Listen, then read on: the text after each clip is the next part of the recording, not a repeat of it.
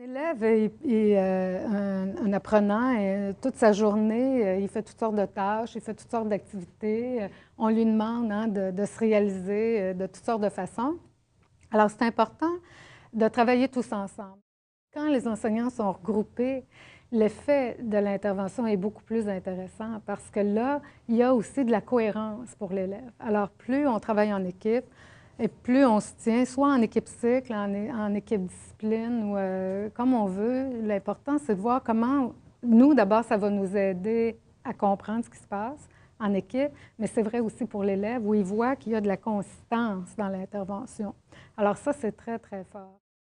Donc, la première chose qu'on fait, on a dit tout à l'heure, il n'y a pas deux élèves pareils. On est tous uniques comme apprenants. Alors, vous ferez l'essai peut-être pendant la journée, mais un sondage sur comment on lit, qui résume, qui fait des tableaux, qui met des mots-clés, qui surligne, souligne. Alors, c'est jamais tout le monde, quand on fait le sondage, qui lève la main. Bien, pourquoi alors on imposerait aux élèves de tous faire la même stratégie? Ça ne veut pas dire, ça, qu'on ne peut pas, tout le monde, avoir le projet d'essayer les mêmes stratégies. Mais on ne pourra pas, au bout du compte, exiger les stratégies. Parce que le but ultime d'une stratégie, c'est d'aider l'élève à apprendre. Donc, le but, ce n'est pas qu'il la fasse comme il faut. Le but, c'est que ça lui soit utile. Alors, ça, c'est important. Donc, on ne donne pas d'examen sur les stratégies pour voir si c'est appliqué dans notre façon, parce que de toute façon, dans les livres sur les stratégies que vous connaissez, résumé, des fois, ça se fait en 4 étapes, puis des fois en 8, puis des fois en 7. Puis, alors, ça dépend du détail qu'on met. Puis, alors, ça, c'est important. Donc, première étape, analyser nos élèves. Ils sont différents. Alors, qui sont mes élèves? Bien les connaître. Demandez-leur quels sont leurs intérêts, comment ils se perçoivent comme apprenants, comment ils se sentent quand on dit lire. Dans SIA, en 2003, près de 20 des élèves se disaient stressés et inquiets quand on leur demande. Alors ça, c'est 20 c'est 1 sur 5 dans ma classe. C'est beaucoup d'élèves. Alors, de voir il y a du stress autour de la lecture, hein? Puis on met beaucoup d'accent là-dessus aussi ces années-ci. Alors, il faut que le stress ne soit pas sur l'élève, il faut qu'il soit sur, pas du stress, mais il faut que l'énergie serve à voir comment on peut les aider, mais pas à mettre de la pression sur la réussite. Il faut mettre la pression sur l'apprentissage, je pense. Mais la réussite va venir. Alors ça, c'est important. Donc, est-ce qu'on travaille en groupement de classe, par cycle, par domaine d'apprentissage? On fait l'analyse de nos élèves. Qui sont-ils? Alors ça, il y a des petits sondages qui existent, les sondages sur la motivation, des sondages sur les stratégies, mais déjà, ça nous donne accès à ce qu'on ne voit pas. Hein? Parce qu'à l'école, on voit juste le résultat du processus. On voit la dictée ou le texte, la fiche qui a réalisé le projet, mais comment il a travaillé? Comment ça s'est passé? C'est ça qu'on veut soutenir. Alors, c'est quoi? Qui sont mes élèves? Alors, on les questionne là-dessus. Hein, la motivation, c'est des perceptions. Donc, ce n'est pas les comportements. Un élève qui fuit une activité, c'est peut-être parce qu'il ne veut pas, mais peut-être parce qu'il ne peut pas. Alors, il faut aller vérifier nos hypothèses. Il faut laisser l'élève parler. Mais ce n'est pas obligé d'avoir des examens à développement, hein. Pas des examens, mais des tests, mais ça peut être des choix de réponse. Mais au moins, commencer à avoir la perception des élèves et de les faire parler. Donc, analyser en classe et identifier l'objectif à poursuivre. De dire, d'accord, sur ça, dans ce projet-là, ou à travers mon activité, bon, on va travailler sur tel contenu, puis je veux, au bout du compte de cette activité-là, que les élèves aient appris quoi là-dedans. Alors déjà, de déterminer le contenu pour ces élèves-là à ce moment-là, bien, ça nous permet là, de réfléchir aux tâches, la logique qui est derrière ce contenu-là, les textes qui peuvent être là, puis comment tout ça s'articule. Donc, qui sont mes élèves, puis qu'est-ce que je leur fais faire d'habitude? Alors, la deuxième étape, bien, d'ajuster mes situations d'APE. Justement, quelles sont les consignes, les tâches, les étapes, sur combien de périodes? Puis quand je fais ça, est-ce que ma situation, elle est motivante pour les élèves? Alors, on va voir tout à l'heure, il y a 10 critères qui nous permettent de juger de nos activités. Est-ce qu'elle fait vraiment lire les élèves? On a des enseignants, par exemple, qui disent bien moi, mes élèves, bon, je ne sais pas trop s'ils sont bons lecteurs. Alors, c'est sûr, quand je leur donne une lecture, le soir, bien, le lendemain, je fais un résumé en classe. Mais c'est fantastique pour les élèves qui ne veulent pas lire parce que le contenu principal, l'enseignant leur donne. Donc, c'est une très bonne intention, mais l'effet que ça a, c'est que ça n'encourage pas à lire. Ça encourage à attendre le lendemain. Hein? Quand je suis inquiète et stressée, bien, ça me donne moins d'élan, si on veut, pour m'engager dans la tâche. Et en plus, quand on demande aux enseignants, bien, qu'est-ce que ça donne de faire le résumé, bien, en tout cas, je connais bien le sujet. Alors, il faut que ce soit la même chose avec l'élève. Il faut qu'il fasse le même effort pour apprendre sur le sujet. Hein? Il n'y a rien de mieux qu'avoir un cours à donner pour maîtriser un contenu. Alors, les élèves, c'est pareil. Il faut qu'ils puissent s'engager. Donc, est-ce qu'elle fait vraiment lire? Est-ce qu'elle fait vraiment apprendre? Donc, tout à l'heure, on disait, ah, bien, c'est vrai, mes questions, ils sont surtout de repérage. Alors, comment je pourrais changer ça pour favoriser autre chose? Alors, on fait l'exercice dans mes cours de maîtrise. Je demande aux enseignants, aux étudiants dans mes cours d'échanger des questions sur un chapitre. Alors, ils ont 5 jours pour faire des questions. Puis les 5 jours suivants, avant de revenir au cours, ils doivent répondre aux questions de leurs collègues. Et pour ça, on se fie pour rédiger des questions à des critères. Alors, il y a des exemples de façons de formuler des questions qui existent dans la littérature. Alors, les gens doivent partir de cette façon-là de faire des questions pour produire les leurs. Alors, c'est vraiment, vraiment intéressant de voir aussi que les gens, en tout cas, disent avoir des habitudes de questions. Ah, je fais toujours le même genre de questions, ou de voir la difficulté d'en poser d'autres sortes de questions et comment les gens répondent. Parce que des fois, la réponse n'est pas celle attendue. Alors, il y a la formulation aussi de la question et tout ça. Donc, on voit qu'il y a là un ajustement possible à faire et à partir de certains critères, on peut y arriver. Donc, comment planifier? Puis, si on planifie collectivement, bien là, on s'entraide, on divise les tâches et tout ça. Alors, c'est aussi une stratégie gagnante. Comment la mettre en œuvre et l'évaluer à la fin? Qu'est-ce que ça donne? Est-ce que l'an prochain, on va faire la même chose? Alors, on y va par étapes. Hein? On change une chose, puis on l'essaie, puis on revient. Et aussi, soutenir le développement et l'autonomie de l'élève dans l'APL, c'est comment, justement, en organisant cette tâche-là, avec ces textes-là, puis cet objectif-là, comment l'élève va travailler. Alors, je peux des fois anticiper, même, puisque là, je les connais mieux, anticiper les problèmes qu'ils peuvent avoir. Et là, planifier mes capsules, où là, je pense que je devrais les soutenir ici, parce que ce type de texte-là, ils n'en ont jamais fait. Et puis là, ça, c'est une nouvelle consigne. Alors, on planifie là du soutien, et puis on voit comment ça se passe, puis on s'ajuste aux besoins. Donc, on travaille sur la situation. Bien, il y a les activités, les occasions, les textes et les domaines. Puis, on peut aussi travailler sur le processus où, comme on a vu tout à l'heure, les élèves ont des connaissances, ils ont une motivation, un niveau de motivation et aussi des perceptions qui varient d'un élève à l'autre et leur émotion. Puis, on voit que ce qui est important, c'est ce cycle d'autorégulation de l'apprentissage où les stratégies de lecture et d'apprentissage sont au centre. Hein, l'élève doit lire, doit apprendre, mais tout ça, ça se fait dans ce cycle de réflexion où j'interprète les exigences de l'activité, hein, parce que là, nous, on fait notre tâche, on a des bonnes consignes, hein, tout est clair. Maintenant, on donne les consignes aux élèves, puis souvent, on se rend compte qu'il y a 3-4 mains de levée avant qu'on ait fini même de donner nos consignes. Ça montre qu'en partant, la tâche n'est pas comprise par tout le monde. Alors, une étape qui peut être intéressante ici pour s'assurer de la concordance, c'est d'interpréter les exigences. Alors, je vais passer à ce soutien au processus, mais avant, regardons un peu plus en détail l'activité. Comment on peut intervenir? Alors, on a dit tout à l'heure, par exemple, sur son caractère motivant, il y a 10 aspects qui ont été identifiés dans la recherche en lien avec la motivation, une motivation plus grande. Le premier critère, c'est qu'elle doit être signifiante. Ça veut dire qu'elle doit avoir du sens aux yeux de l'élève. Et j'insiste, aux yeux de l'élève.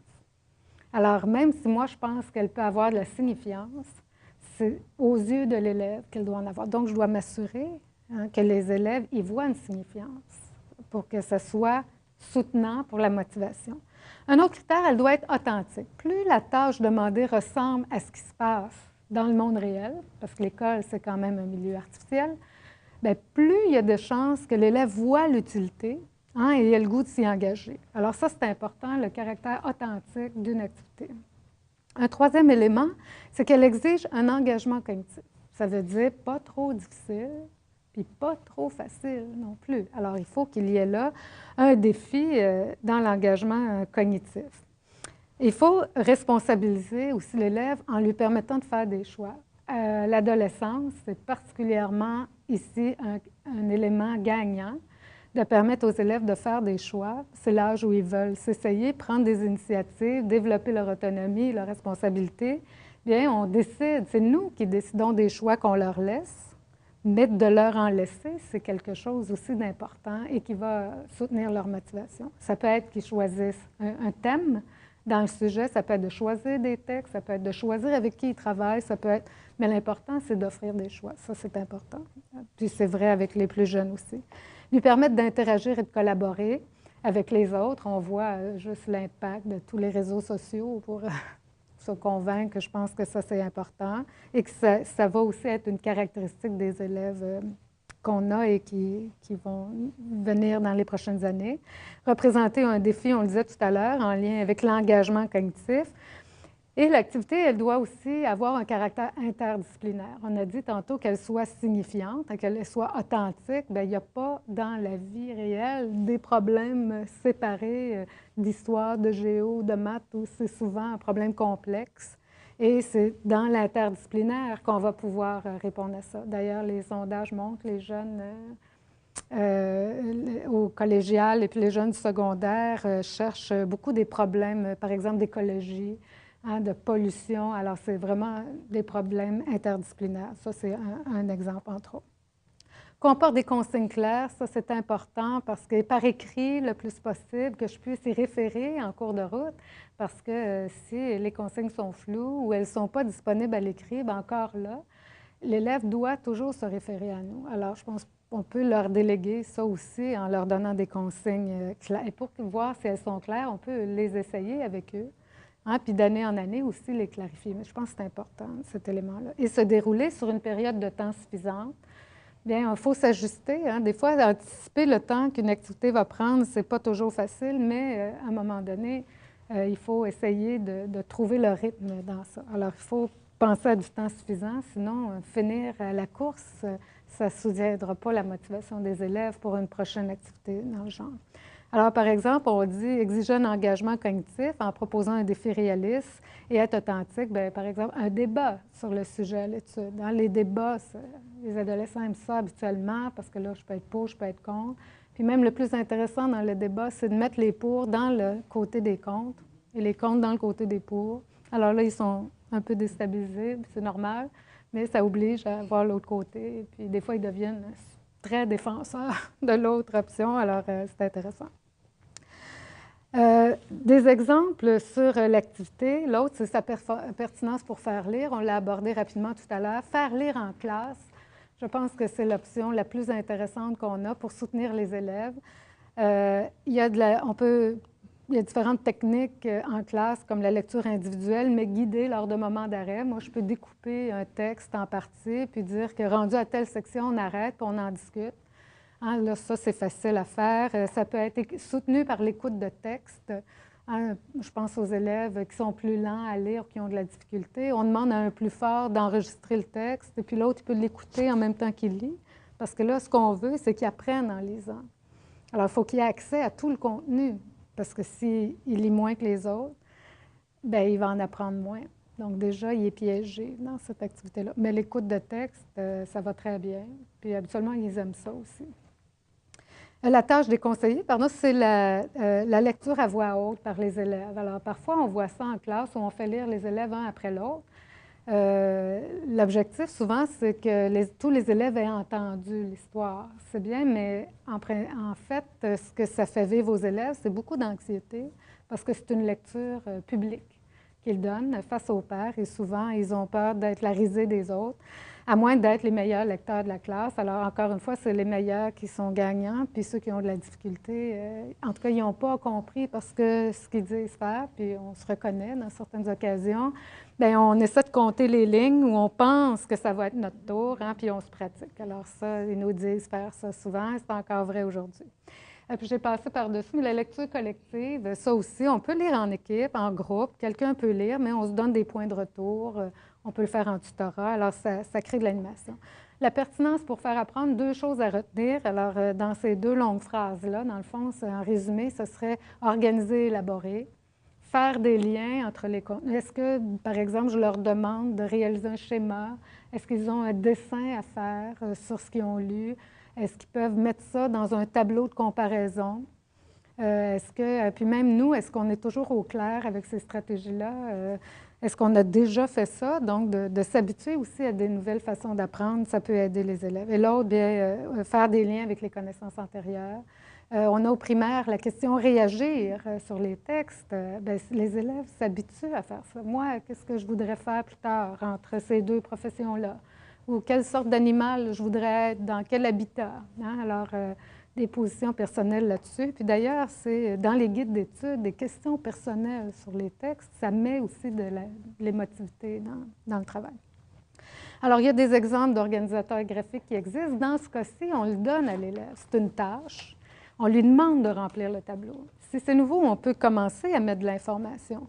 Hein, puis il continue. Déjà, ça lui donne un peu une idée de la logique du contenu. Mais on va voir que ça, c'est des tâches, ce n'est pas les stratégies. La stratégie, elle est choisie par l'élève. Alors qu'ici, je lui demande de faire cette tâche-là. Un autre sur les connaissances antérieures, on connaît bien le SVA. C'est quand même quelque chose de difficile à faire, cette tâche-là. C'est d'abord de dire ce que je sais sur le sujet. Bien, il faut animer ça, parce que ce n'est pas toujours évident ce qu'on sait sur un sujet, mais plus on y pense, souvent, plus on se rend compte qu'on en sait. Alors ça, c'est sûr que c'est une première case importante. Ce que je veux savoir, ça aussi, il faut être motivé là, pour savoir ce qu'on veut savoir. Alors, c'est intéressant. C'est directement en lien avec la motivation, ça, parce qu'en principe, il se donne un objectif personnel. Donc, il faut voir dans ce cas-là comment on l'utilise. Puis si on n'est pas à l'aise avec l'objectif personnel, ça peut être aussi un objectif personnel, mais dans le cadre du projet qu'on propose. Parce que des fois, on a peur qu'ils nous sortent un objectif trop loin de ce qu'on a prévu ou ce qui est dans le programme. Et qu'est-ce que j'ai appris? Alors ça, c'est un exercice. Voici l'interprétation des exigences de la tâche. C'est une petite activité qu'on suggère de faire qui est extrêmement importante. Parce que si je prends 5 minutes pour m'entendre sur la tâche qui est à faire, bien après ça, tout découle, les stratégies, la façon de travailler, de m'ajuster. Donc, il faut que les élèves comprennent c'est quoi lire pour apprendre. Hein, ce n'est pas juste lire ou lire vite.